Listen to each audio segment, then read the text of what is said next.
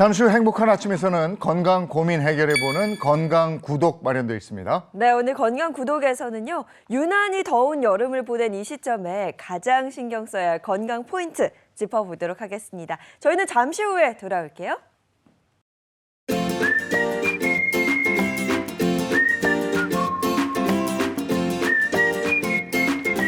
안녕하십니까. 행복한 아침 이재용입니다. 안녕하세요, 정예인입니다. 오늘은 8월 30일 금요일이고요. 저희는 건강 구독 준비되어 있는데 건강이야 늘 신경 쓰는 거지만 그때그때마다 더 신경 쓰는 부분이 있죠. 저는 요즘에 그 자외선 때문에 네. 피부 건강 신경 많이 쓰고요. 그리고 건강하게 다이어트하는 법 고민이 많은 것 같습니다.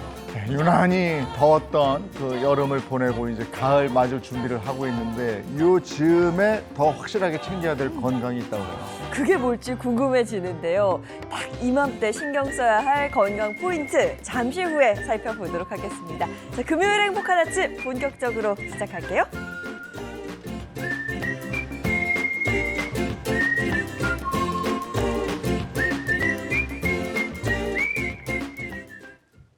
네, 화제 이슈를 발빠르게 전해드리는 모닝 브리핑부터 시작하겠습니다. 조현정 시사평론가와 함께합니다. 어서 오세요. 네, 안녕하세요. 네, 첫 번째 이슈부터 전해주시죠. 네, 땅 표면이 내려앉아 구멍이 생기는 땅꺼짐 현상, 혹은 싱크홀이라고도 부르죠.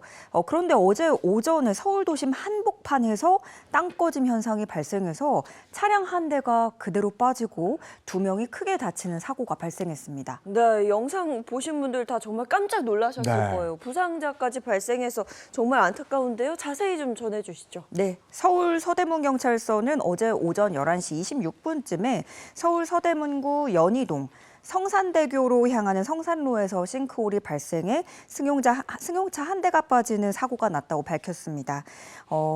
이제 영상 준비를 해드렸는데 저기 보시는 대로 차가 통째로 빠졌다고 해도 과언이 아니에요. 싱크홀 규모가 굉장히 큰데, 예, 저렇게 그대로 쭉 가는 겁니다.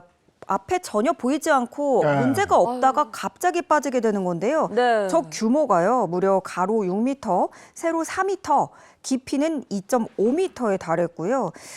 이렇게 왼쪽으로 기울면서 차체가 완전히 빠진 겁니다. 소방당국에 따르면 승용차 운전자 80대 남성은 중상을 입었고요. 동승했던 70대 여성은 심정지 상태로 구조가 됐었는데 다행히 지금은 의식이 돌아온 것으로 알려졌습니다. 그러면 도대체 어쩌다가 한복판에서 저런 일이 발생을 했는가? 이 땅꺼짐 원인은 아직 분명하지 않아요. 다만 올여름 너무 많이 쏟아져 내린 이 집중호우가 원인일 수 있겠다. 혹은 노후한 상수도관도 이유 중에 하나로 지목이 되고 있는데 또 하나로는 근처 지하에서 지금 공사를 진행하고 있다는 거예요. 그것 또한 영향을 끼쳤을 가능성도 제기가 되고 있습니다. 전문가들은 이 싱크홀을 그냥 메우는 식으로 땜질식 해결을 하면 안 되고 근본적인 해결이 필수적이다 이렇게 경고를 하고 있습니다. 저희가 차량 통행이 많은데요. 네. 그리고 저희가 상암동에서 저쪽으로 가다가 저길 자주 지나다니는 데거든요. 아찔합니다. 지나가는데 저렇게 갑자기 싱크홀이 생겨서 내 차가 빠진다?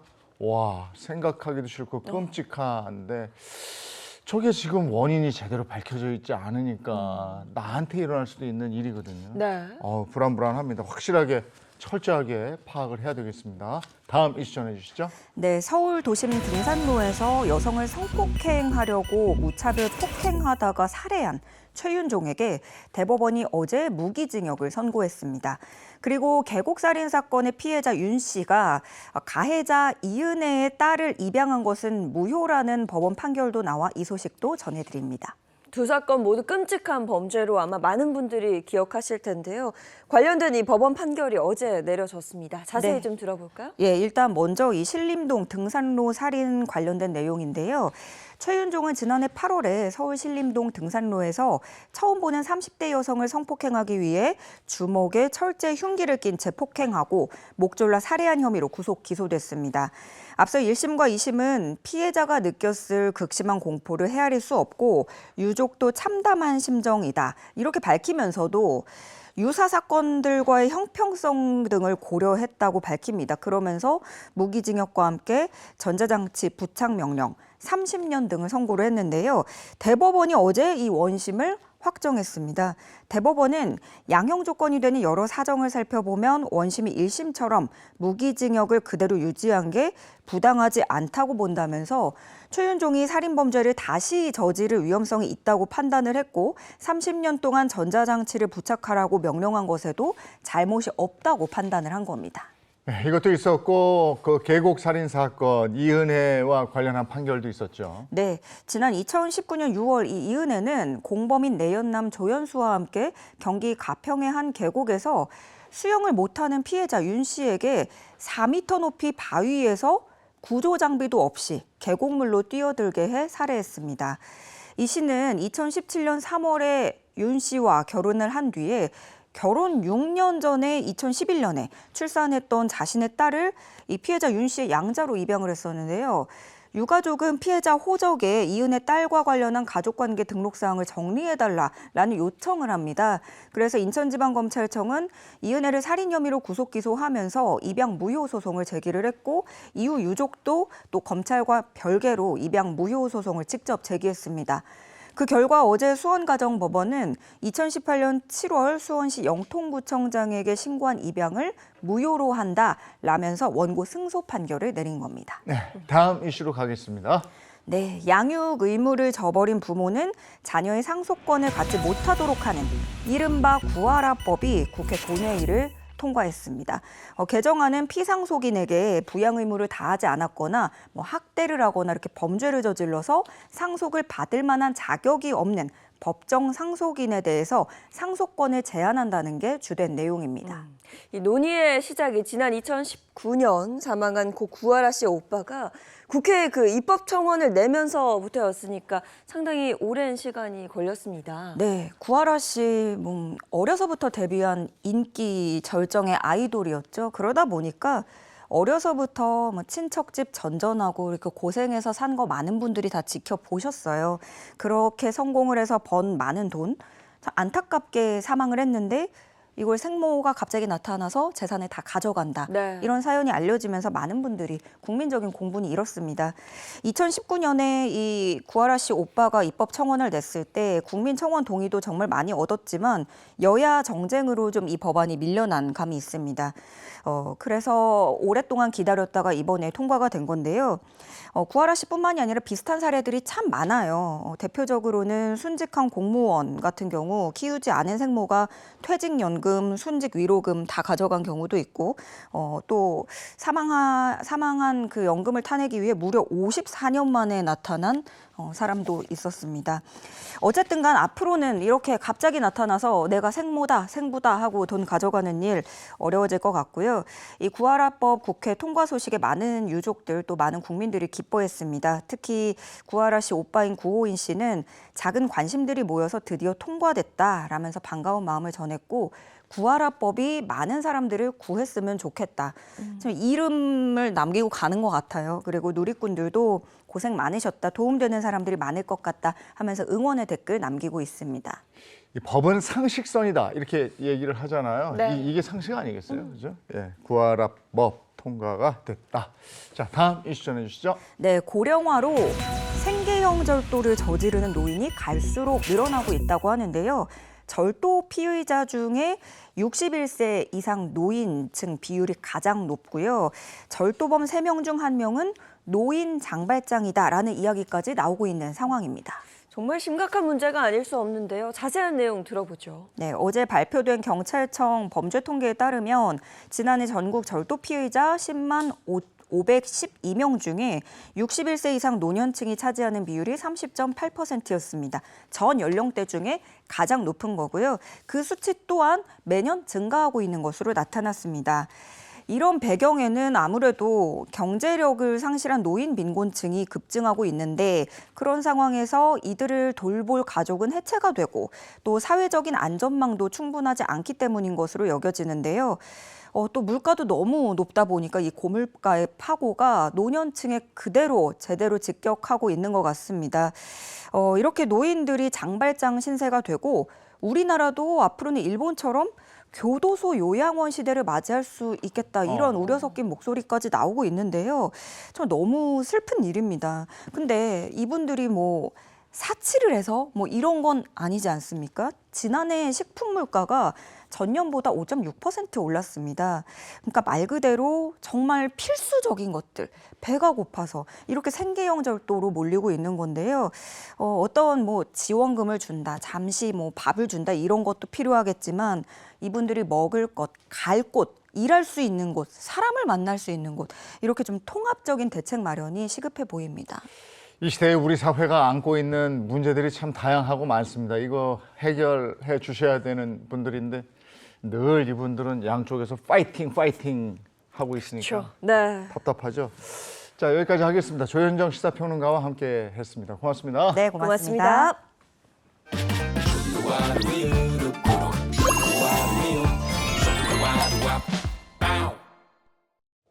이론스의 예방이 1파운드의 치료와 버금간다. 예방이 그만큼 중요하다는 거겠죠. 네, 맞습니다. 굉장히 중요한데요. 질병을 예방하려면 평소에 건강한 생활 습관을 유지하는 게 정말 중요합니다. 오늘도 건강한 생활 습관 한번 배워보도록 하겠습니다. 닥터하우스 바로 만나볼게요. 내 몸을 위한 건강 노하우 닥터하우스에서 전해드릴게요. 안녕하세요. MC 이정수입니다. 안녕하세요. 성형외과 전문의 유영규입니다. 자, 오늘 주제가 굉장히 궁금합니다. 사람들이 노화를 판단하는 가장 직접적이고 쉬운 방법은 아마도 얼굴을 보는 것일 겁니다. 왜냐하면 얼굴에 있는 피부가 눈에 가장 잘 띄는 부위이기 때문인데요. 그렇다면 피부 노화 속도를 늦추고 그 장벽까지 허무는 방법은 무엇일까요? 오늘의 주제, 피부 노화 장벽 허무는 항노화입니다. 피부 노화의 장벽을 그 도미노처럼 허물 수 있다면 얼마나 좋겠습니까? 그렇죠. 사실 나이가 들면서 피부가 변해가는 것은 너무나 자연스러운 현상입니다. 시간이 지나면서 피부 진피 내에 있는 콜라겐, 탄력소 등이 줄어들기 때문인데요. 여기다 계속되는 중력에 의해 점점 피부가 처지기도 하고 움푹 패이기도 하고 자글자글한 주름이 생기기도 합니다. 중력 때문인가? 저도 이제 나이가 먹을수록 자꾸 당겨지고 흘러내리는 것 같으면서 이 40대부터는 확실히 다르더라고요. 사실 노화가 일어나면 얼굴 가장 바깥쪽의 피부뿐만 아니라 피부 안쪽의 피하지방층, 근육층, 가장 안쪽에 있는 얼굴뼈까지도 수많은 변화가 생기거든요. 피부의 노화, 지방층과 근육의 노화, 뼈의 노화가 합쳐지면서 얼굴의 노화로 나타나는 겁니다. 그리고 이렇게 노화한 피부는 외견상 보이는 변화와 함께 때로는 피부가 조직을 지지하는 제 역할을 하지 못할 정도의 기능적 장애도 동반합니다. 심한 경우 자존감 상실과 깊은 우울증에 빠지기도 합니다. 저도 주변에서 종종 보긴 합니다. 방송하는 사람들이라서 그런 분 많거든요. 실제로 제가 담당하던 한 60대 여성 환자의 경우 젊을 때는 쾌활한 성격으로 인기도 많고 좋은 교우 관계를 유지했다고 하셨지만 나이가 들면서 심한 처짐으로 사람을 잘 안 만나려고 하는 등 자신감도 많이 떨어졌다고 합니다. 이거 안타까운 경우네요. 그러면 이런 경우는 어떻게 해야 됩니까? 이럴 땐 하루빨리 피부 노화 장벽을 허물어야 하는데요. 그러려면 항노화를 위한 치료 진행이 도움이 됩니다. 항노화는 말 그대로 노화를 억제한다는 의미죠. 하지만 자연의 섭리대로 진행되고 있는 노화를 완벽히 되돌릴 수는 없기 때문에 진행하는 노화를 지연시키거나 적절히 복구시키는 데에 초점을 맞춥니다. 그러면 항노화를 위한 치료법은 뭐가 있겠습니까? 대표적인 치료법으로는 안면 거상술이 있습니다. 과거에는 피부만을 거상해서 늘어난 피부만 살짝 제거하는 수준이었습니다. 그런데 최근의 안면 거상술 중에서도 심층 안면 거상술, 즉 딥플레인 페이스리프트 테크닉은 노화 중 주로 처지는 영역인 스마스층을 제대로 잡아당기기 위해서 스마스 윗부분이 아닌 아래층을 정밀하게 박리해서 당겨 올리는 방식으로 진행합니다.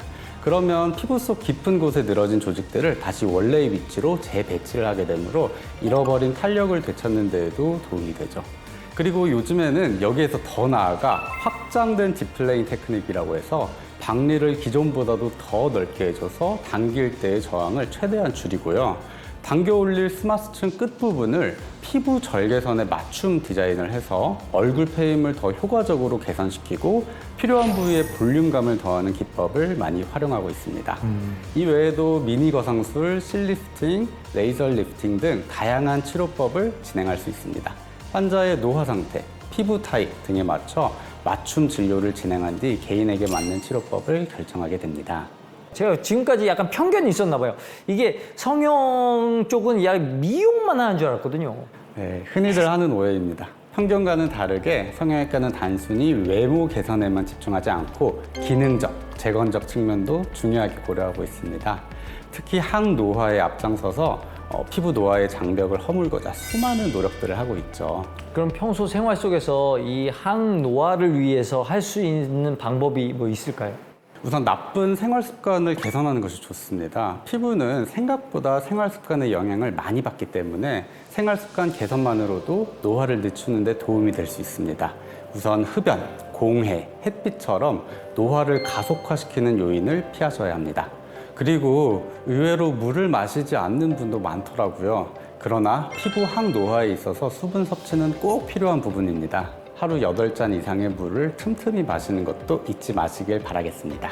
아, 이거 꼭 명심해야 되겠습니다. 자, 오늘 피부 항노화의 정체부터 예방법, 치료법까지 알려주신 유영기 선생님 고맙습니다. 고맙습니다.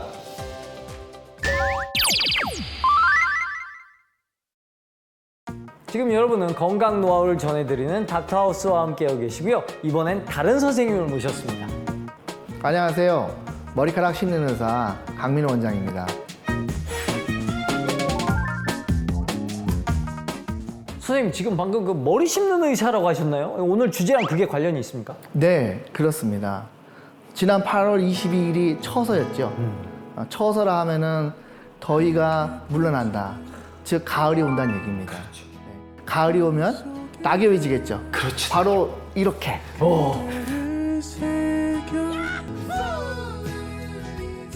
이렇게 떨어지는 낙엽을 보는데요. 그래서 이번 주제는 낙엽처럼 떨어지는 머리카락, 탈모입니다. 아, 맞습니다. 그 이 탈모로 고민하시는 분들 진짜 많거든요. 네. 예, 통계라도 알 수 있는데 탈모 환자가 2018년도에는 22만 5천 명, 2020년에는 23만 4천 명, 2022년에는 24만 8천 명으로 계속 늘어나는 추세죠. 또 심지어는 또 과거보다 탈모 연령이 굉장히 젊어졌어요. 가장 많이 진료를 본 연령대가 30대, 40대입니다. 탈모라는 게 대체 어떤 이유에 생기는 겁니까? 사실 원인은 굉장히 다양합니다. 첫 번째로 원인을 일으키는 것은 이제 호르몬이라고 볼 수 있는데요. DHT라는 호르몬이 문제입니다. DHT라는 호르몬은 남성 호르몬에서 변형이 된 건데요. 이 DHT가 모발의 뿌리, 즉 모낭에 있는 모근 세포에 영향을 미쳐서 모발의 성장을 방해하고 또 모발의 굵기를 얇게 하고 그러므로 점점 모발이 자라지 않고 탈모가 이루어지게 되는 거죠. 두 번째 원인은 유전입니다. 저는 진료할 때 탈모 환자가 오시게 되면 항상 가족력을 물어보거든요. 그래서 엄마, 아빠 그뿐 아니라 상당히 넓은 가족들까지 탈모가 있는지 질문을 합니다.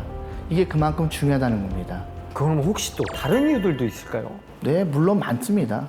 영양이 불균형하다든지 생활 습관이 불량하다든지 또 면역 기능의 이상이나 내분비 질환, 또 출산 이런 것들이 있는데 그 중에서도 가장 중요한 거는 스트레스라고 할 수 있겠죠. 이런 여러 가지 원인들이 복잡하게 작용해가지고 탈모라는 결과물을 만들어냅니다. 이게 참 안 빠지면 좋으련만 이게 쑥쑥 빠져요. 이게 왜 자꾸 빠지는 걸까요? 원래 머리카락은 영원히 이 머리카락 자라는 건 아닙니다. 머리카락마다 각각의 수명을 갖고 있는데요. 보통 한 3년에서 6년 정도 머리카락이 성장을 합니다. 어느 정도 시간이 지나면은 약간의 빠지는 과정을 가지게 되죠. 그러다 다시 한번 올라와서 성장을 하게 되는 겁니다. 이 과정을 성장기, 퇴행기, 휴지기라고 표현하는데요. 성장기가 되게 짧아지고 휴지기가 길어지고 그 다음에 또 그렇게 균형이 깨지게 되면 머리카락의 탈모가 시작되는 겁니다. 이 탈모가 이게 그냥 머리카락이 몇 개 없는 건데 이게 스트레스가 엄청 심하단 말이죠. 맞습니다. 이 성별이나 나이에 관계없이 탈모는 극심한 스트레스를 주게 되죠. 제가 담당하던 20대 여자분도 어렸을 때 이마가 넓다 그런 느낌을 많이 받았는데 성인이 되니까 더 넓어지는 거예요. 그래서 치료를 받으셨습니다. 또 20대 남자분이 계시는데요. 이분은 집안 내력이 있어요. 가족력이 있으니까 약도 좀 먹고 관리도 하고 또 그런 아주 꼼꼼하게 했는데 그래도 결국은 이마가 넓어지고 M자가 생기니까 저희 병원에 와서 치료를 하시게 됐습니다. 이게 탈모도 그러면 치료할 수 있는 건가요? 네, 뭐 약한 경우에는 뭐 약을 먹거나 바르는 것도 하고 또 관리를 좀 받아서 유지할 수가 있는데 상태가 심해지면은 모발 이식 수술을 권하죠. 모발 이식 수술은 아주 건강한 모발을 뽑아내서 우리가 필요한 부위에 모발을 옮겨 심게 되는 겁니다. 모발을 얻는 방법에 따라서 절개식과 비절개식으로 나누게 되는데요. 또 비절개식도 뒤에서 머리를 얼마나 쉐이빙하냐에 따라서 뭐 완전 삭발, 또 부분 삭발, 무삭발로 나눠지게 됩니다. 비절개식은 이 모낭마다 방향이 각각 다릅니다. 그래서 저희가 이런 식으로 채취할 때 모발이 채취하는 과정 기계가 들어가게 됩니다. 그러면 이제 이 채취한 모낭은 어떻게 다시 이제 심는 거죠? 이렇게 생긴 것이 이제 식목이라는 기계입니다. 네. 바늘이 나와 있고 그 바늘 부위에 모발을 끼워서 두피에 심게 되고 다시 올라올 때는 모발만 남기고 식무기 기계가 나오게 되는 겁니다. 그런데 이 식무기도 다양한 사이즈가 필요해요. 왜냐하면 각각 모낭 사이즈가 다르지 않습니까? 그래서 그 모낭 사이즈에 맞게 다양한 사이즈의 식무기를 가지고 있어야 되는 겁니다. 혹시 환자들이 더 선호하는 수술이 있습니까? 이 삭발이나 후두부 절개 없이 모낭 단위로 채취 이식하는 무삭발 비절개 모발 이식을 점점 많이 찾으시는데요. 이게 수술 후에 일상생활 복귀가 빨리 가능할 뿐더러 비교적 티도 덜 나서 또 특히 사람들을 많이 만나는 직업을 가진 분들은 많이 선택하시고요. 수술 시간을 단축시키고 또 모낭 손상을 최소화할 수 있는 노하우하고 테크닉이 필요합니다. 아플까봐 무서워서 이 통증에 대한 걱정 때문에 못 하시는 분들도 있거든요. 이거 아프지 않나요? 근데 그게 걱정하실 필요가 없는 게 요즘에 이제 국소마취뿐 아니라 국소마취 할 때 통증도 줄이기 위해서 약간의 진정하는 약이 들어가요. 그래서 두 가지의 마취가 들어가기 때문에 그렇게 걱정하실 일이 아닙니다. 그럼 이제 이식한 후에 이거 지켜야 되지 얼마나 소중합니까? 이거 지켜야 되는데 이거 어떤 노력이 좀 필요할까요?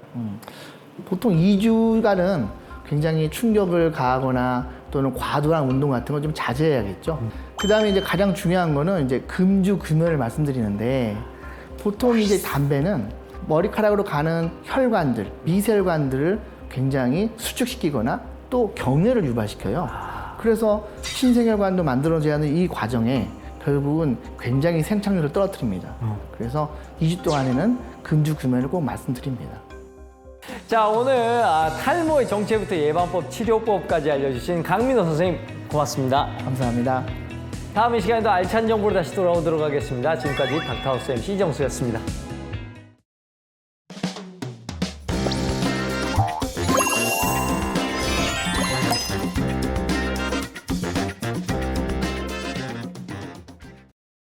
네, 건강 고민 해결해보는 건강 구독 시간인데요. 우리 주치의 선생님들 만나기 전에 차윤환 식품생명공학 박사부터 만나겠습니다. 어서 오세요. 네, 안녕하세요. 건강한 참견 시작하도록 하겠습니다. 네, 반갑습니다. 자, 오늘은 어떤 참견이 기다리고 있을까요? 건강한 참견 시작해 주시죠. 네, 지난 3월 한 달간 한 설문조사 기관에서요, 13세 이상 1,777명을 대상으로 가장 좋아하는 음식이 뭐냐라는 설문조사를 했어요. 네. 자, 여기서 나온 가장 좋아하는 한국 음식 뭘까요? 한번 맞춰보십시오. 한국 음식 가장 좋아하는 거 아무래도 이 한뚝배기 하는 거 아니겠습니까? 이 국밥. 네.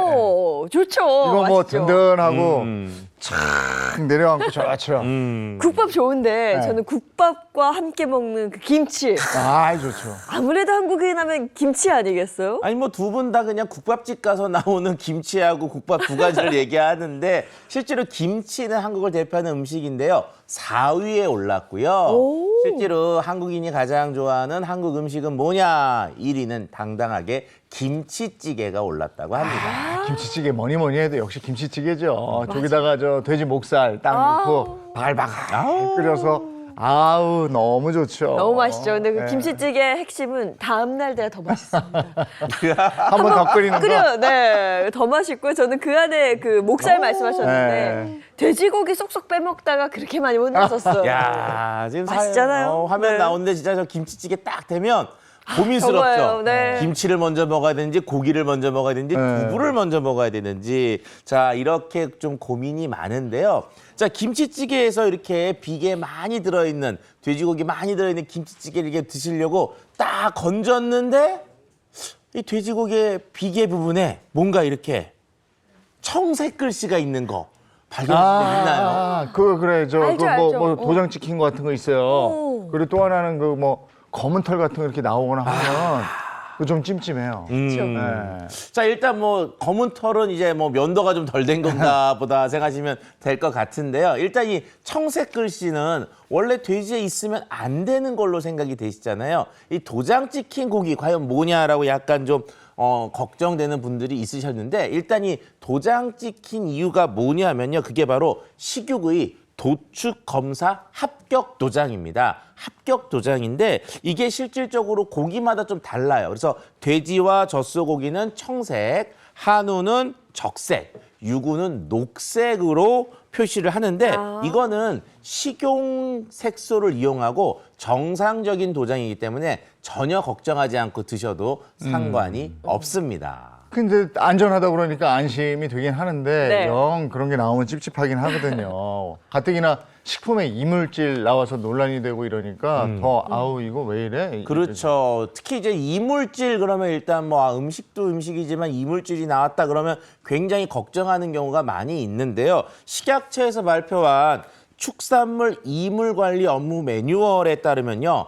치킨을 먹다가 뾰족한 바늘이 나온 경우도 있다고 합니다. 지금 보시면 바늘이 있잖아요. 이거는 뭐냐면은 그 치킨 속까지 염지, 그러니까 식염이 잘 들어가도록 주사바늘로 넣는 공정이 있거든요. 이때 잘못해서 들어가서 나온 이물질이라고 합니다. 자, 그리고 어떤 경우는 파리가 나오기도 하고요. 기분 나쁘잖아요. 그거. 자, 그런데 식품 속에 이물질이 발견되는 경우와 달리 식품 속에 어떤 물질은 정상 물질인데도 이물질로 좀 오인받는 경우가 있다고 합니다. 이물질이 아닌데 이물질로 오해할 수 있다는 거죠. 그렇죠. 대표적인 게 이제 육가공 제품인 햄이나 치킨 텐더 같은 제품을 먹다가 기생충? 이라고 생각하는 뭔가 이렇게 실타래 같은 것들이 나올 때가 있거든요. 자, 이런 것들은 뭐냐? 혈액이 포함된 혈관이나 원통형의 혈관 조각들이 발견된 것이라고 하는데요. 햄이나 소세지, 양념육 등에는 식육의 근육 조직 외에도 혈관이나 힘줄, 신경, 피부 등 다른 조직들이 섞일 수가 있는데 이런 것들이 좀 다르게 느껴지니까 이물질인가 보다, 이상한 벌레인가 보다 생각하는데 그렇지가 않습니다. 자, 그럼 저기서 만약에 우리가 돈가스 또 많이 드시잖아요. 네. 자, 돈가스를 먹는데 갑자기 그 안에서 닭털이 발견됐다. 저 화면처럼. 자, 이거 이물질일까요? 아닐까요? 저건 이물질이죠. 돈가스인데 닭털이 웬 말이에요. 근데 이제 다른 관점에서 보면 가공품이니까 돈가스 뭐 튀김옷을 입힐 때 달걀이 좀 들어갔다거나. 그쵸. 근데 그래도 보면 좀 먹긴 좀 그렇긴 하죠. 그렇죠. 이제 이 닭털이라고 하는 건 먹을 수 없는 물질이니까 당연히 돈가스에서 닭털이 나오는 건 이물질이다라고 생각하실 수가 있죠. 이물질이 맞습니다. 자, 그럼 여기서 한 가지 더. 치킨 가스를 먹는데 닭털이 나왔다. 이건 이물질일까요, 아닐까요? 아니 그것도 저 닭털은 아니죠. 우리가 닭털 먹으려고 치킨 먹는 거 아니죠? 그렇죠. 네. 자, 이 경우는 심각한 이물질로 보지는 않습니다. 왜냐하면 원래 사용한 재료에서 당연히 들어갈 수 있는 부산물과 같은 경우에서는 그것이 조금 난이도가 낮다고 볼 수가 있죠. 이 치킨 같은 경우에서는 상관이 없는데 돈가스는 돼지가 주성분인데 닭털이 나왔다는 건 제조 공정 중에 큰 문제가 있었기 때문에 심각한 이물질로 생각할 수가 있습니다. 이물질 생각보다 쉽지가 않거든요. 네. 그런데 이제 이물질이 나오면 굉장히 거부감이 있으신데 이렇게 미리미리 이물질에 대한 오해와 진실 같은 걸 좀 알아두시면 평상시 식사하시는 데도 조금 더 도움이 되지 않을까 해서 건강한 참견으로 준비해봤습니다. 네, 근데 뭐 달기 주성분이 아니더라도 아니, 혹은 주성분이더라도 치킨에서 닥터를 안 봤으면 좋겠습니다. 네, 건강한 참견 최은한 박사와 함께했습니다.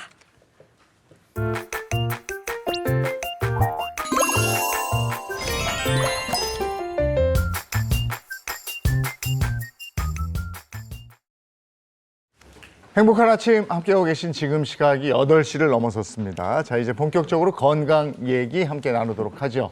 네, 금요일에는 맞춤 구독 영상으로 건강 고민 해결해보는 건강 구독 코너 준비되어 있는데요. 가장 먼저 주치의 선생님들부터 소개해드리겠습니다. 권유경 가정의학과 전문의, 또 서동주 흉부외과 전문의 함께합니다. 안녕하세요. 안녕하세요. 그리고 김대한 혈관외과 전문의, 또 모사은 한의학 박사도 함께합니다. 반갑습니다. 안녕하세요. 요즘엔 가장 많이 하는 말이 참 시간 빠르다. 오늘은 8월 30일 금요일이에요. 네. 이제 그 무더운 8월도 지나가고 다음 주에는 우리가 9월입니다. 이제 가을의 문턱에 우리 멘트 생각나잖아요. 시간이 언제 흐른 거야 이러죠. 시간이 정말 빨라요. 그러니까 하루만 지나면 이제 9월이고 그렇죠. 달력 한 장을 넘겨야 하는데 유난히 이번 여름은 좀 덥고 좀 길게 느껴졌던 것 같습니다. 정말 길었죠. 왜냐하면 일단은 비도 좀 많이 왔고요. 더위는 정말 숨이 턱턱 막힐 정도로 너무너무 더웠고요. 특히 밤에 왜 맨날 그렇게 더운 거예요. 이러면 정말 힘 쫙 빠지면서 너무너무나 힘들고 어려웠던 그게 올 여름이 아니었나 이런 생각이 좀 듭니다. 네, 맞습니다. 특히 이렇게 더운 날씨가 지속이 되다 보면요, 우리 건강 관리에도 좀 악영향이 올 수가 있는데요. 특히 더위로 인해서 식욕이 떨어질 수가 있습니다. 그러다 보면 아무래도 영양 섭취 밸런스가 또 깨질 수가 있고요. 또 밤에는 열대야로 인해서 잠을 설치기가 쉽죠. 그러다 보면은 낮에도 피로감이 쌓일 수가 있고요. 또 여러 가지 신체 리듬이 불균형에 빠지다 보니까 면역력도 약해지고 그러면 다양한 질병에 더 노출될 가능성이 커질 수가 있습니다. 따라서 지금 여름철 거의 막바지에 있는 지금도요, 우리는 건강 관리에 더욱더 신경을 써야 할 때입니다. 예, 진짜 더워 했던 여름이었습니다. 요즘에도 한낮엔 더워서 조금 더 더위 걱정을 해야 되겠습니다만은 어제 하늘 보셨어요? 기가 막히더라고요. 너무 예쁘더라고요. 정말 가을 하늘 공활한데 맑고 구름이 그렇게 예뻤어요. 근데 조금 있다 보면 아우 추워. 근데 우리 건강 관리를 뭐 사시사철 해야 되지만 겨울철보다도 이제는 점점 더 길어지는 여름, 점점 더 무더워지는 여름을 더 관리해야 되겠다 싶어요. 네, 맞습니다. 우리 한의학적으로 봤을 때 여름철이 4계절 중 가장 건강관리가 하기 어렵다라고 이론을 세우고 관리에 힘을 쓰고 있는데요. 동의보감에서 이 여름을 어떻게 소개를 했냐 하면은 뱃속이 차가워지고 그래서 배탈이 잘 나고 심장 기능은 지나치게 항진되는 반면에 콩팥 기능은 지나치게 떨어진다라고 설명을 하고 있습니다. 그러니까 여름철에는 한의학적으로 봤을 때 하서의복이라고 하는 이론이 있습니다. 하서의복이.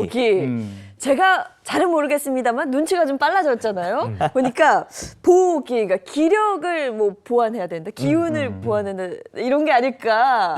아니면 어쩔 수 없습니다. 아니 그대로 맞습니다. 맞아요? 오. 하서의복이 말 그대로 그냥 그대로 뜻풀이만 하면 여름철 더위에는 마땅히 기운을 보충해 줘야 된다. 근데 그 이유가 있는데요. 여름철이 되면 일단 낮이 길잖아요. 그럼 활동량이 많아지게 됩니다.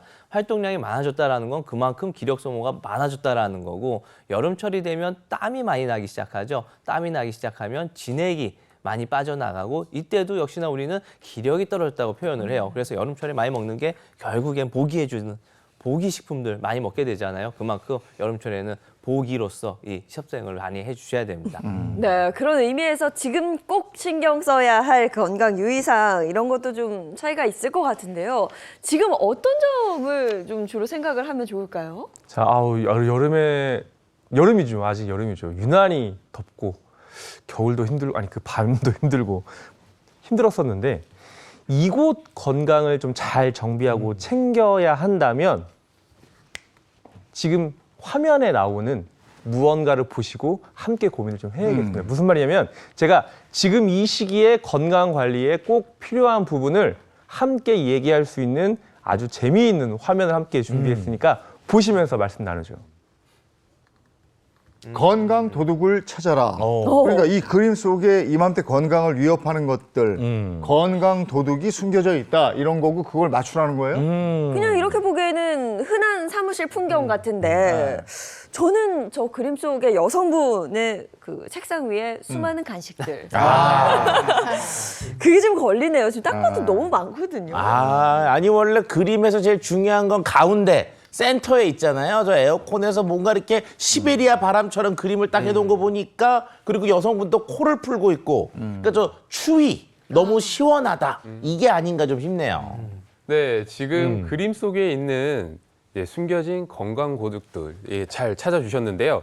우선 여성분 책상 앞에 놓인 이런 간식들 문제가 있겠죠. 네. 또 콧물이 흐를 정도로 이렇게 과도한 이 냉방기기의 사용이 있었습니다. 또 옆에 지금 남성분을 빼뜨리셨는데 남성분 같은 경우는 참 밤새 잠을 못 주무셨는지 굉장히 좀 피곤한 모습입니다.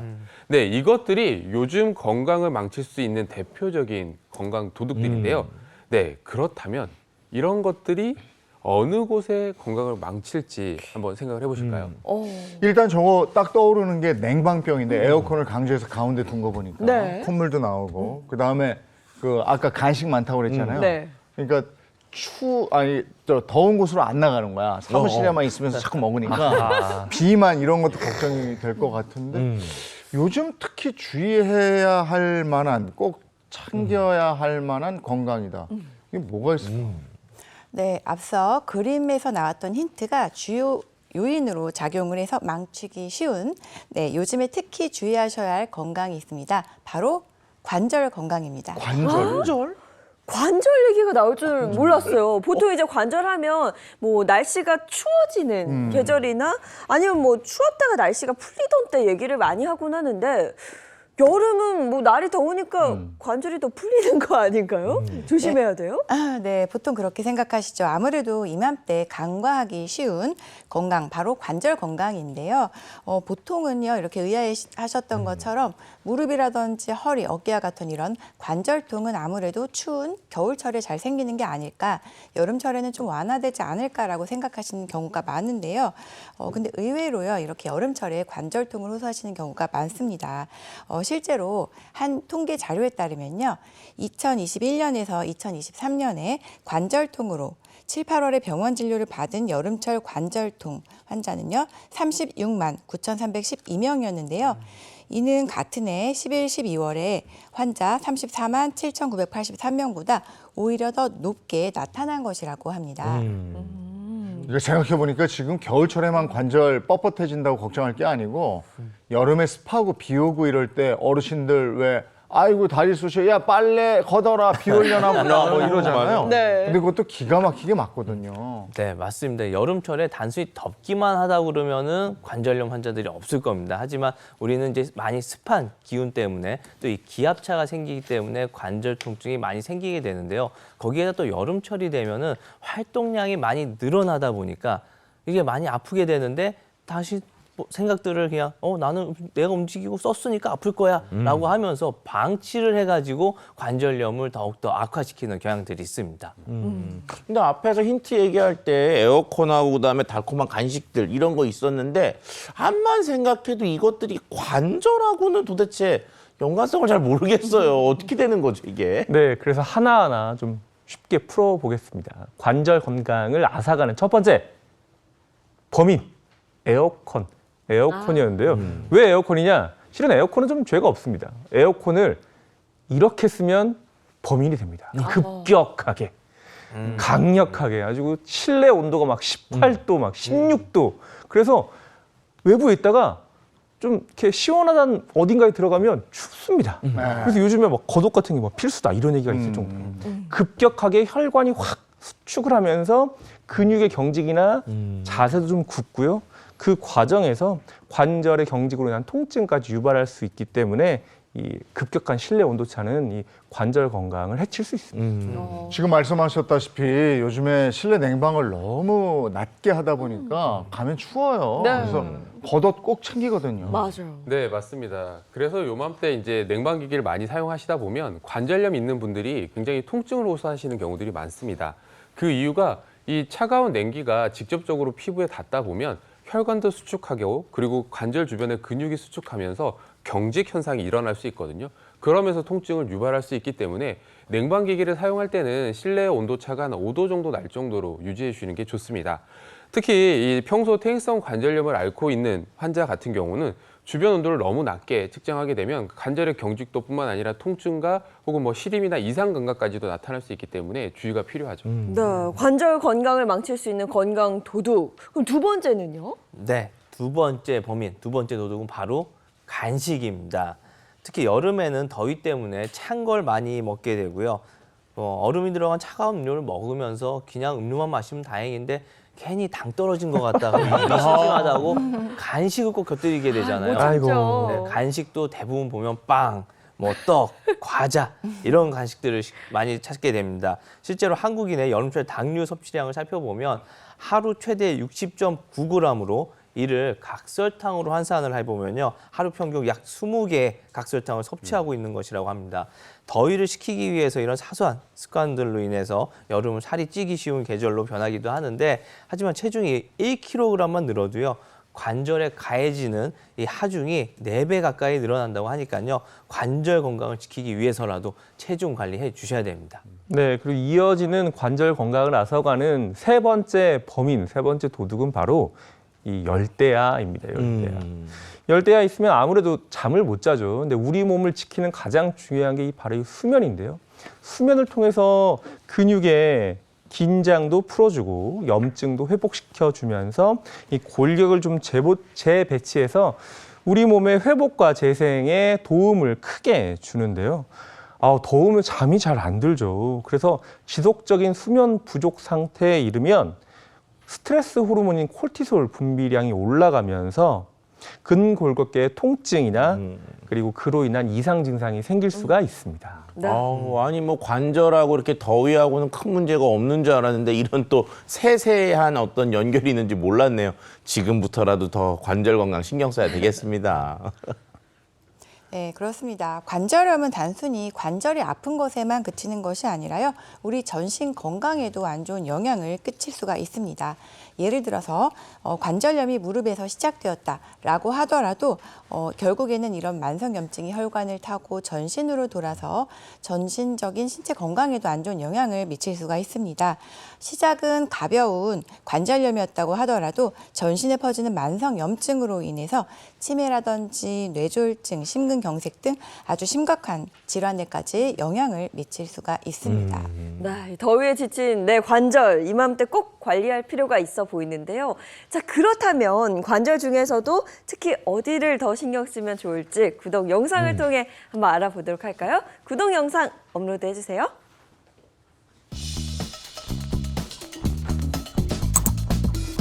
손을 쓸 수 없을 만큼 고통스럽다.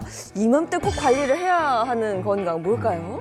손을 쓸 수 없는 고통에 대해서 얘기를 할 모양인데 저 정도면 정말 일상생활이 불편하죠. 그렇죠. 아유, 근데 조그만 상처라도 나면은 아유 먹지도 못하고 움직이지도 못하고 씻지도 못하고 너무 불편한 거 그때는 압니다, 진짜. 네, 통증 심하면 힘들죠. 아니 여름철에 혹사다가 내 관절 하면 무릎 관절 생각을 했는데 지금 보니까 이게 손가락 관절염에 대한 얘기를 할 건가 봐요. 네. 네, 맞습니다. 흔히 관절염 하면 대부분이 첫 번째로 생각하는 게 무릎, 그다음에 어깨 정도. 그러니까 큰 관절들 위주로만 생각하시지 손가락 관절염이 있다 자체를 아예 모르시는 분들도 있습니다. 그 이유가 왜 그런가 이제 환자분들한테 물어봤더니 그냥 손이 좀 뻣뻣하거나 아프면 류마티스라고 본인들이 막 얘기를 해요. 사실 류마티스가 더 무서운 병이거든요. 류마티스는 자가 면역 질환입니다. 한마디로 내 면역 체계는 원래 바깥에서 들어온 적들이랑 싸워가지고 걔네들을 물리쳐줘야 되는데 이게 순간 바보가 돼서 어. 자기 자신을 막 공격하기 시작하는 병이 바로 이 류마티스입니다. 류마티스는 그 인자도 있고 그게 확인이 되면 그때부터 치료도 사실 되게 어려운 질환인데 환자분들이 오히려 류마티스를 되게 손쉬운 병으로 생각하고 손 조금만 아프면 류마티스니까 난 괜찮아 약 먹으면 돼 이렇게들 말씀하시는데 그렇지 않고 오히려 일단 관절염일 확률이 되게 높으니까요. 우선 세세하게 정확한 진단을 위해서 꼭 병원에 한번 가보시기를 권해드립니다. 아니 그런데 우리가 일반적으로 관절염 그러면 이러잖아요. 이렇게 무릎, 아유 무릎 아프다 이런 거 하거나 뭐 어깨 좀 주물러 그러는데 솔직히 손가락 아프면요. 에휴 주물러 이런 얘기 안 하고 나이 들어서 그래. 근데 이렇게 생각하는 경우가 되게 많습니다. 네. 네, 아무래도 이런 손가락 관절염은요, 이제 손가락이라든지 손목, 관절과 같은 좀 작은 국소 부위에 통증이 발생하다 보니까 대수롭게 생각하지 않고 그냥 그렇게 반응하시는 경우가 많으신 것 같은데요. 하지만 한 통계 자료에 따르면요, 이 손가락 관절염의 유병률이요, 무릎 관절염 다음으로 높다고 합니다. 특히 손가락 관절염은 이 손가락 관절을 과도하게 사용을 해서 관절을 보호하고 있는 연골이 손상을 입고 점차 퇴행이 되면서 뼈와 인대에도 손상이 발생하는 질환입니다. 주로 65세 이상 연령층에서 많이 나타나고 있는데요. 특히 완경기에 접어든 여성들의 경우에는요.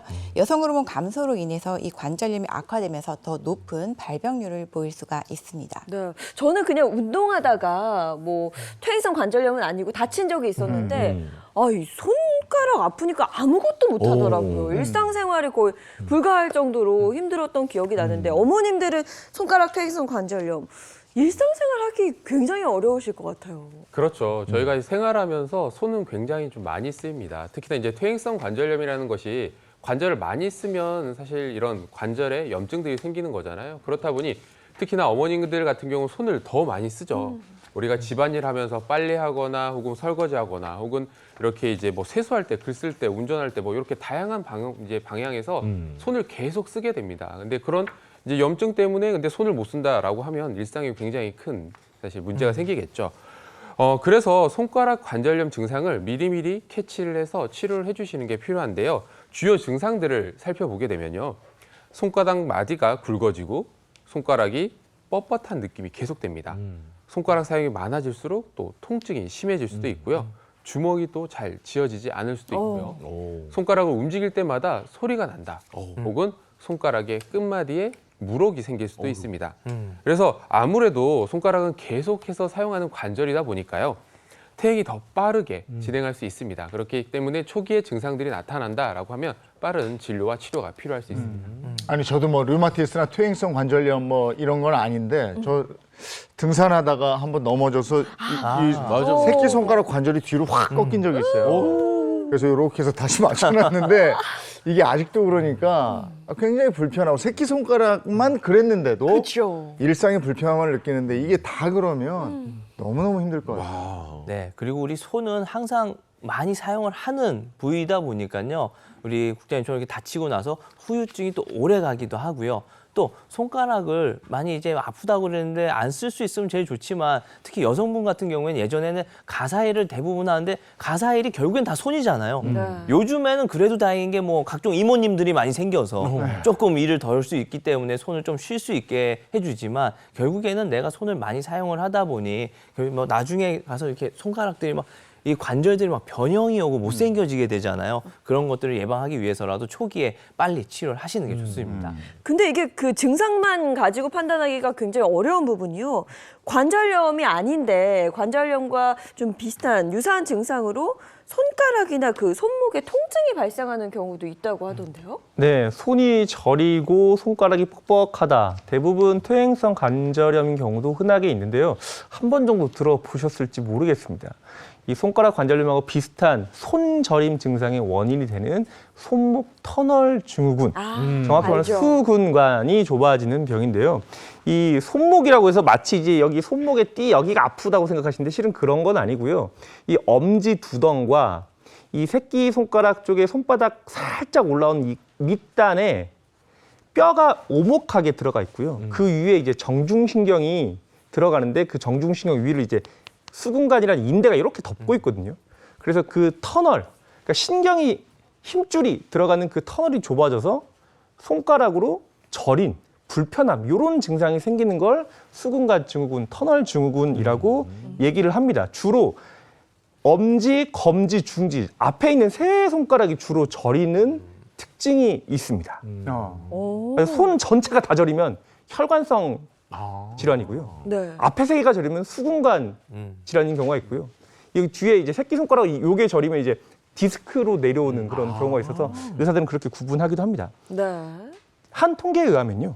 손목 터널 증후군의 치료를 받은 50대, 60대 여성 환자분이 72,710명으로 전체 환자의 44%를 차지하고 여성 환자가 이 손을 많이 쓰기 때문에 남성 환자보다 약 3배 이상 많다는 보고도 있습니다. 꽤 흔한 질환이에요. 지금 손을 많이 쓰기 때문에 그러셨는데 진짜 남성보다 월등히 많거든요. 중년 여성의 발병률이 이렇게 높은 이유가 이거 말고도 또 있겠죠? 네, 그렇습니다. 이 여성분들 같은 경우는 남성에 비해서 이 관절을 받쳐주는 인대나 혹은 연골, 힘줄들이 좀 약한 경우들이 많습니다. 그래서 관절염에 더 취약한데요. 또 하나가 이제 완경 이후에 여성 호르몬의 변화로 뼈나 연골, 인대, 힘줄 등이 더 급격하게 약해지면서 관절염에 더 취약해질 수 있죠. 그래서 우리가 손목 터널 증후군이 좀 의심된다라고 하면 집에서 한번 자가 테스트를 해보시는 게 좋은데요. 그 방법은 굉장히 간단합니다. 이 손등을 이렇게 맞대어서요, 기역자로 만들어주는 거죠. 그래서 약간의 우리 이제 신경이 지나가는 길을 좀 좁게 만들어주는 겁니다. 그래서 이렇게 한 1, 2부 정도 있었을 때 엄지부터 한 4번째 손가락까지 약간 이상 감각이 느껴진다라고 했을 때는 손목 터널 증후군일 가능성이 높기 때문에 또는 그 부분에 대해서 진료가 필요하죠. 아니 지금 저도 이렇게 계속 하고 있으면 뭐가 나올 것 같아가지고 있긴 있는데 네. 아까 1분이라 그랬잖아요. 네네네. 그럼 이제 1분. 근데 우리가 또 이게 저도 한번 이게 손가락도 손목이 좀 아파서 병원에 간 적이 있거든요. 하는 말이 그거예요. 의사 선생님들이 방법이 없어요. 그냥 시간이 해결해 줍니다. 이러시더라고요. 자, 그런데 손이 못 쓰면 일단 젓가락질이 안 되거든요. 젓가락질이 아니면 안 되면 고기를 잘 못 먹어요. 먹는 거 진짜 힘듭니다. 네, 환자분 이게. 포크 쓰세요. 맛이 없어요, 그것도. 딱 집어서 탁 먹어야 되는데. 네, 맞습니다. 그런데요, 이렇게 젓가락을 사용하실 때 통증을 느끼시고 불편감을 느끼신다면, 젓가락 사용이 어렵다면요, 다른 질환을 또 의심하셔야 됩니다. 바로 드케르뱅 증후군, 그러니까 손목 건초염을 한번 생각해 보실 수가 있는데요. 네, 이 손목 건초염 같은 경우에는 이 엄지 손가락을 제어하는 힘줄, 이 힘줄을 싸고 있는 이 막에 염증이 생긴 것입니다. 그러다 보니까 이 막이 수축이 되거나 자극이 될 때 더 심한 통증을 느낄 수가 있는 건데요. 그래서 엄지 손가락을 움직일 때 이런 증상을 특히 느끼실 수가 있고요. 컴퓨터를 사용하시면서 키보드라든지 마우스를 사용하실 때, 아니면 핸드폰, 스마트폰을 사용하실 때 이런 증상이 악화되실 수가 있습니다. 그 부분이 좀 찌릿하거나 저린 느낌을 받으실 수가 있는 건데요. 역시 간단한 방법으로 한번 진단을 해보실 수가 있겠습니다. 일단 엄지손가락을요, 다른 나머지 손가락을 감싸가지고 이렇게 한번 주먹을 쥐어보실 수가 있습니다. 네, 그런 다음에요, 이 손목을요, 아랫방향으로 이렇게 꺾어보실 수가 있어요. 밑으로 외전을 시킬 수가 있는데요. 네, 이렇게 했을 때 이 엄지손가락으로 이어지는 힘줄이 있는데요. 그 부위에 통증과 방사통이 느껴지신다라고 하면은 해당 질환을 한번 의심해 볼 수 있습니다. 아픈데? 저 많이 아픈데요? 아파. 다 아픈 거. 너무 많이 꺾였나? 이게 기분 탓이 아니라 진짜 아픈 것 같아요. 왜 어린애들 보면 이렇게 댐비라고 그럴 때 이렇게 해야 되는데 댐비. 이거 한번 집에서 네, 테스트 해보셔야 될 것 그래야 같아요. 되겠네. 생각보다 많은 분들이 아프다고 하시니까. 자, 그럼 지금부터 이 손가락 관절염으로 좀 쑤시고 저릴 때 이 통증을 완화할 수 있는 이 방법을 좀 배워봐야 할 것 같습니다. 네, 손이 불편하면 해당 부위 우리가 어깨가 아프면 어깨 찜질, 무릎이 아프면 무릎 찜질, 손가락이 아프니까 손가락 찜질을 하면 좋습니다. 오늘 그 얘기를 하려고요. 방금 이 방아쇠 수지 진단이나 이제 손목 그 엄지 건초염 얘기를 했는데 요즘 이게 굉장히 흔합니다. 왜냐하면 스마트폰 하루 종일 이걸 보고 있고 자판도 요 자세로 엄지를 하기 때문에 현대인들은 그냥 다 있다고 보면 돼요. 그래서 이 엄지손가락 그리고 엄지손가락을 제외한 이 4가지 손가락에 이 스트레칭을 이렇게 해주면서 인대를 강화해주는 운동도 하시는 게 너무 좋고요. 시중에는 실제로 굉장히 좀 고가의 손 전용 마사지 기계도 나와 있습니다. 근데 그걸 뭐 누구나 살 수 없지 않습니까? 그래서 누구나 집에 있는, 이게 없는 사람을 본 적이 없습니다. 집에 다 있죠. 네. 흰색 양말, 약간 도톰한 게 좋고요. 발목까지 올라오는 길이감이 필요합니다. 그리고 요것도 집에 거의 다 있으실 거예요. 없는 분 제가 아직 본 적 없습니다. 쌀. 쌀입니다. 그냥 생쌀이요.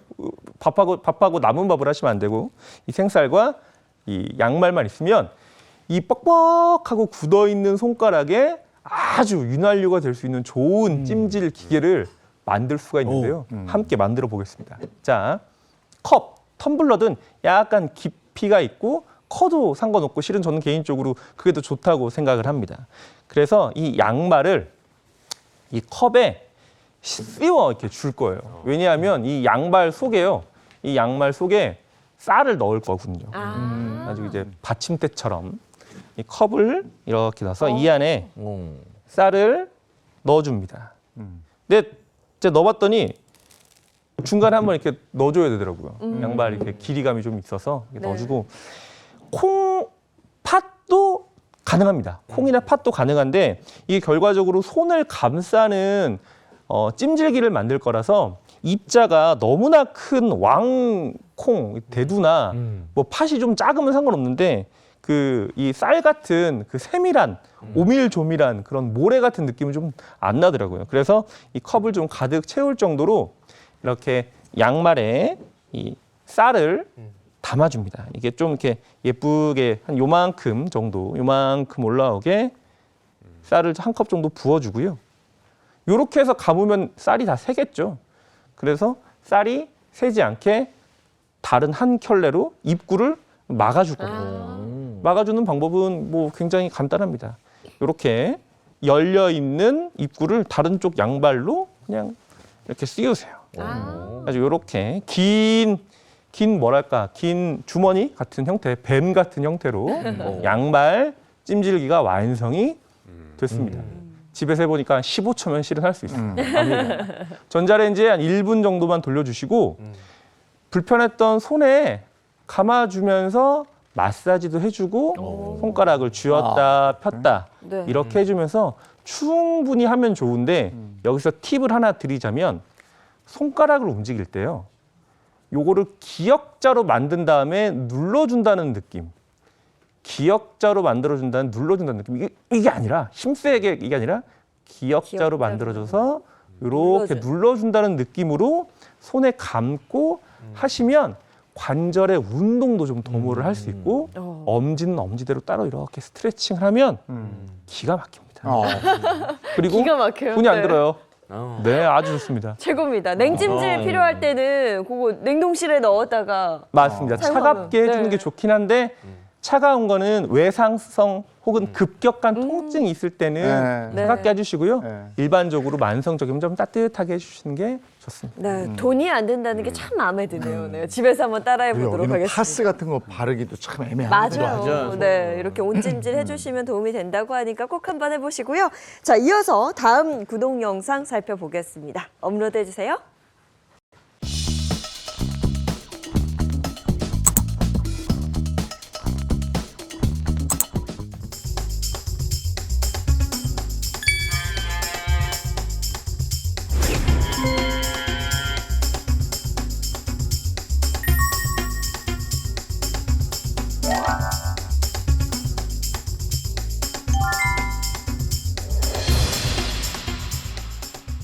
순살뼈가 아니냐. 저기 오. 관절 건강 챙기려면 뼈 챙겨야 되고요. 네. 그다음에 그 뼈 주변에 근육도 챙겨야 되고 그렇잖아요.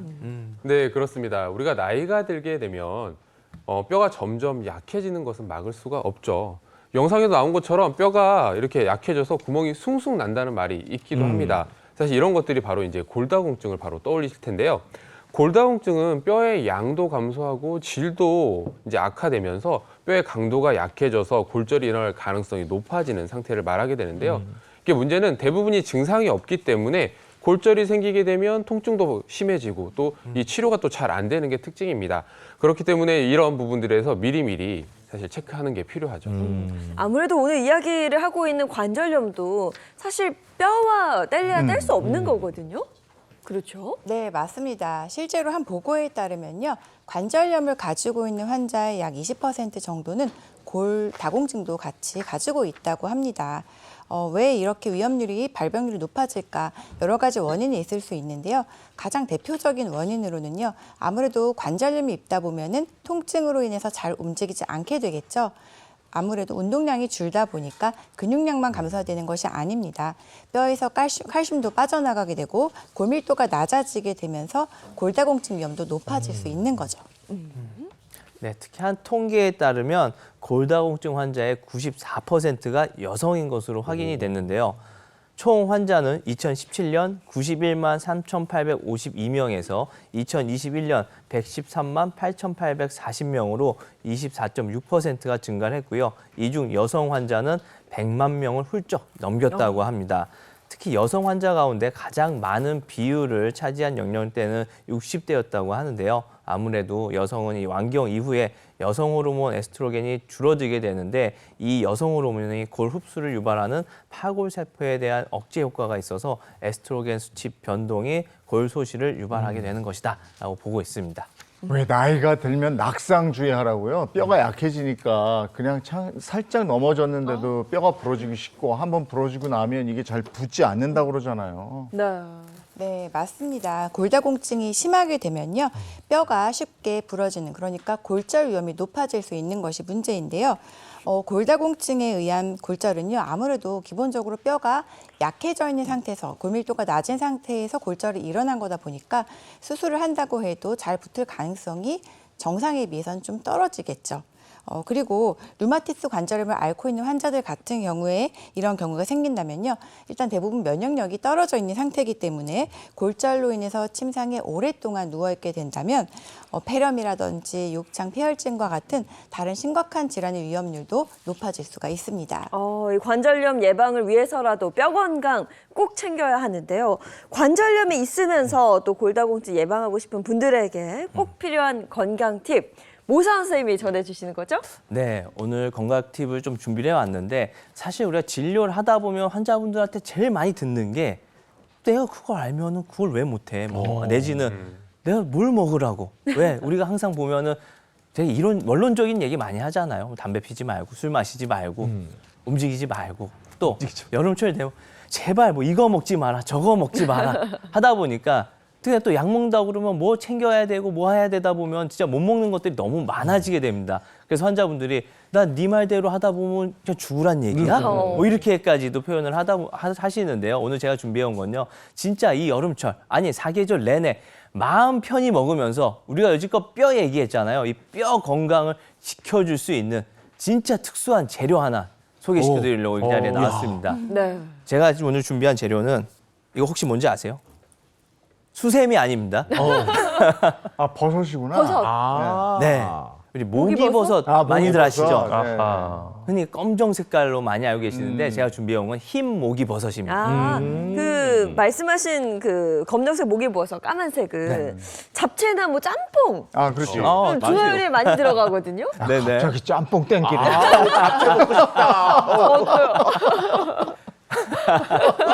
저도 땡기긴 하는데 사실 짬뽕이 또 뼈 건강에 좋지가 않습니다. 그래요? 근데 오늘 제가 이 흰 모기버섯을 준비한 이유는요. 일단 이 흰 모기버섯 예전에 중국의 황실에 있는 서태후나 양귀비가 많이 즐겨 먹었다고 해서 중국 사람들이 엄청 좋아하는 하나의 식재료이기도 하고요. 그리고 여기에는 비타민 D도 많이 들어있고요. 칼슘도 많이 들어있습니다. 근데 흰 모기버섯을 먹을 때는 우리 사실 이거 너무 건조한 상태잖아요. 물에 불려서 먹게 되는데 물에 불리게 되면 저 보이시나요? 탱글탱글해 보이죠? 네. 마트에서 본 적 있는데 저거 건조된 거 주로 팔죠? 맞습니다. 이렇게 건조된 걸 팔고 있고요. 이걸 물에 불리면은 저렇게 탱글탱글해지잖아요. 탱글탱글 여성분들이 제일 좋아합니다. 콜라겐도 많이 들어있어가지고요. 뼈 건강뿐만 아니라 피부 탄력에도 도움이 됩니다. 아니 방금 이렇게 탱글탱글해진 거 보니까 꽃처럼 예뻐요. 그렇죠. 네. 꽃이 핀 것 같아요. 맞습니다. 제가 요거 말고 요 옆에 이렇게 꽃처럼 핀 거. 네. 물에 불리면은 한번 봐보십시오. 이렇게 한 2배, 3배 정도 불어나게 됩니다. 저걸 보고 누가 물티슈 그걸 만들었나 보다. 아, 물 부으면 이렇게 싹 부푸는 거 있잖아요. 아, 진짜 그럴 수도 있을 것 같네요. 네. 진짜 그럴 수 있을 것 같아요. 네. 이제 재료가 준비됐으니까 그럼 먹는 방법을 좀 설명드리고 싶은데요. 오늘 총 2가지를 준비해봤습니다. 일단 물에 이렇게 불리시고요. 불린 다음에 이거를 송송송송 썰어주시면 돼요. 그리고 이거를 이렇게 냄비를 하나 준비해 주시고요. 오늘 제가 통으로 하겠습니다. 이 예쁜 꽃을 여기다가 넣고 물 1.5리터 정도, 1.5에서 한 2리터 정도를 넣고 뭘 할지는 이미 아시겠죠? 요거 그대로 팔팔팔팔 끓여서 차로 마실 겁니다. 근데 이거 절대로 막 2시간씩 막 고아내는 게 아니고요. 한 2, 30분 정도만 딱 끓여주시면 지금 앞에 제가 하나씩 놔드렸거든요. 색도 예쁘죠? 색도 예뻐요, 정말.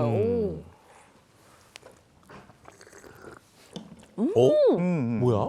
생각보다 되게 단맛이 강한데요. 네. 감칠맛도 맛이 있네. 특이하다. 감칠맛이 맞아요. 있어. 감칠맛이 있어요. 오. 그리고 맛있는데요, 선생님? 네. 처음 마셨을 때 고급스럽다. 밍밍한 네. 간에 밍밍하지만 않고 감칠맛도 있고 오. 단맛도 있고. 네. 진한데?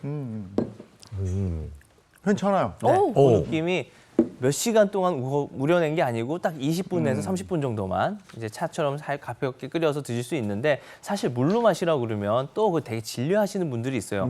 그럼 우리가 주식으로 먹는 게 있잖아요. 뭔가요? 밥. 그래서 저는 오늘 흰 목이버섯 밥을 준비해봤는데요. 밥 만드는 것도 너무 간단합니다. 평소처럼 쌀도 불려보고 그다음에 물도 준비해서 이렇게 해주시고 그 위에다가 목이버섯, 준비된 목이버섯을 같이 넣어주시는데요. 여기서 끝이 아닙니다. 여기서 끝이 아닙니다. 제가 준비한 건 여기 콩기름이 있는데 반드시 콩기름을 한두 스푼 정도 이렇게 같이 넣어주셔야 돼요. 식용유 얘기하는 거죠? 맞습니다. 올리브유가 있다고 그러면 올리브유를 같이 넣어주셔도 좋고요. 같이 제가 이렇게 넣는 이유는 사실 비타민 D 흡수가 되려고 그러면은 불포화 지방산이 도와줘야 됩니다. 바로 그 불포화 지방산을 함유하고 있는 게 바로 이런 콩기름, 들기름, 올리브유들이니까 꼭 이걸 같이 이용해서 하시면 되겠고요. 여기서 만들 수 없잖아요. 네. 만들어 왔습니다. 우리 준 게 이거구나. 네, 밥솥을 들고 왔습니다. 이렇게 만들게 되면 이런 식으로 밥이 만들어지게 돼요. 목이버섯 밥은 저는 처음 보는 것 같아요. 흰 목이버섯 밥. 네. 먹어볼까요? 그냥 밥인데? 밥인데? 그래도 근데 여기다 탱글탱글 콩기름. 씹히는 맛이. 네, 콩기름을 꼭 넣어주셔야 콩기름 됩니다. 넣고 목이버섯 넣고. 네. 저는 이 목이버섯 식감이 그렇게 좋더라고요. 식감이 아삭하네요. 그렇죠? 먹으니까 아삭아삭 소리가 계속 나서 재밌네요, 이거. 아니 밥이 찰지네. 이거 어디 쌀이에요?